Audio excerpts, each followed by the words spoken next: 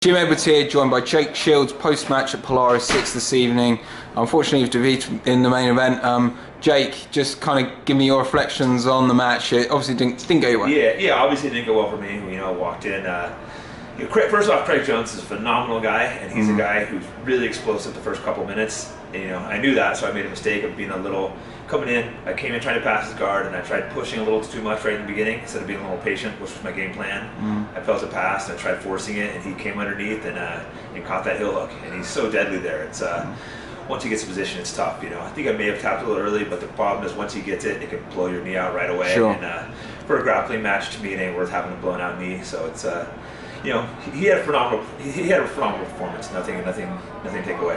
Yeah, sure. It's not one of those submissions that you want to keep them hanging on to for a long time. Yeah, exactly. I mean, obviously I made some mistakes as well, but then he executed a perfect combination of a couple small mistakes on my part, and he did a phenomenal job of taking a couple little mistakes and capitalizing. Because no, I didn't even make huge mistakes. I just made a couple small mistakes, and he was able to capitalize on it.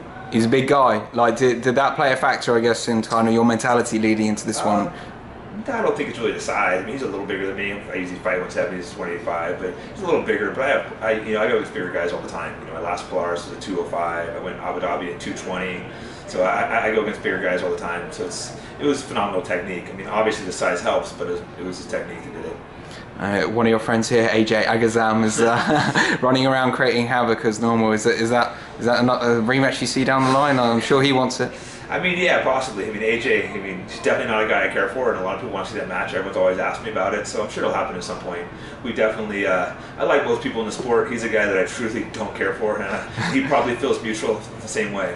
You've been doing a lot of submission grappling tournaments recently. Submission Underground, Polaris here. You enjoying these? Is this still getting the juices going? I've been enjoying these a lot. It's a lot of fun. I've been on a great win streak. You know, tonight, unfortunately ended my win streak. You know, I was going undefeated in all these shows, and I was trying to keep it going tonight and get the belt, but unfortunately, you know, didn't do it tonight. But you know, I'm enjoying this. I'm gonna hop back in there and come back and get back on winning.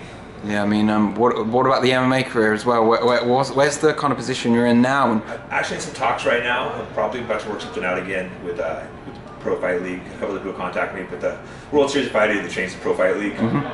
So they're doing this big, you know, $1 million tournament. So I think that's probably going to work out. Just trying to work out the details right now. Could there be any date that you could think of when you'd like to get back in there? I think if I do that show, I think it kicks off June 7th. So yeah, so not too far. So I don't know. I might do 1 or 2 more grappling things, but then focus back on MMA.